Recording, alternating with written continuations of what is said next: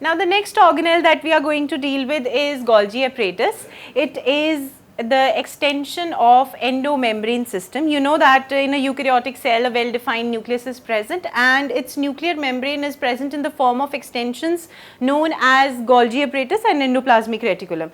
Now from your knowledge of endoplasmic reticulum, you must have observed that it is extension of nuclear membrane itself, and it is the site for protein synthesis because of the presence of ribosomes on it. The rough endoplasmic reticulum is responsible for the synthesis of proteins.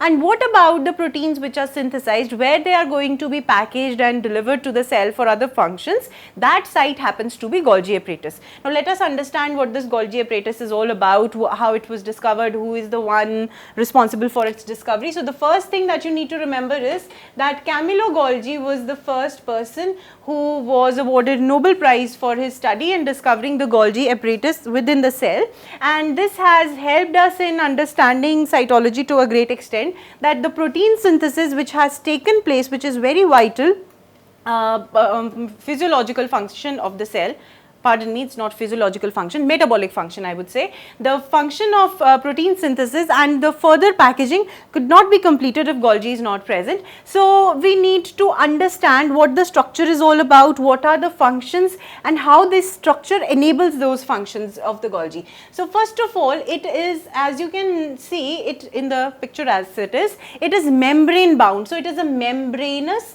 flattened. Okay, sac-like cisternae are present inside Golgi. So what I am trying to tell you is that these sac-like structures which are in close association with endoplasmic reticulum from this end, please pay attention, endoplasmic reticulum would be present at this end and it would import vesicles towards the Cis phase of the Golgi apparatus. Now what is this Cis phase? This Cis phase is the stacking of the vesicles or the cisternae, not vesicles, it would be the stacking of sac-like cisternae together, and that entire composition would be known as Golgi. Now as you can see, these cisternae, they form sac-like structure. They look like smooth endoplasmic reticulum because smooth endoplasmic reticulum does not have ribosomes and it is also like this, only sac-like. It is having a lumen inside it where the proteins are packaged, alright. So the main function of Golgi basically is packaging of the proteins. Moreover, you must be knowing that in the endoplasmic reticulum glycoproteins are being formed. So those glycoproteins would be imported in the form of vesicles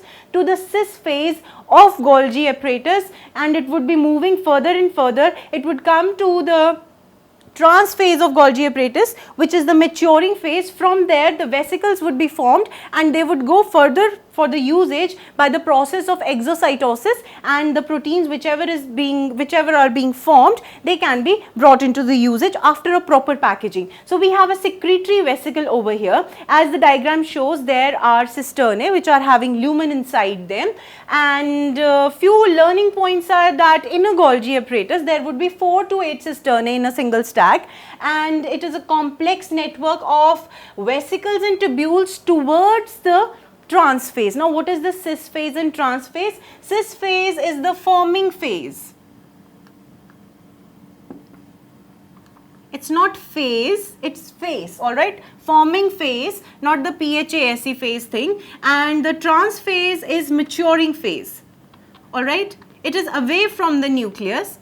Cis phase is towards the nucleus. This maturing phase has a complex network of secretory vesicles and tubules which are present, from where the proteins which are properly packaged are released into the cell so that they can be thrown out or given to the cell, and exocytosis takes place and the vesicle gives out the protein whichever is being formed. And do remember, these membranous outlinings of the organelle are having the same membrane as in the case of plasma membrane. Now the next thing that we need to understand is that how this movement of proteins into the Golgi complex and then it's throwing out in the form of secretory vesicle takes place. Now as you can see in this diagram, there is nuclear envelope, its extension is in the form of endoplasmic reticulum.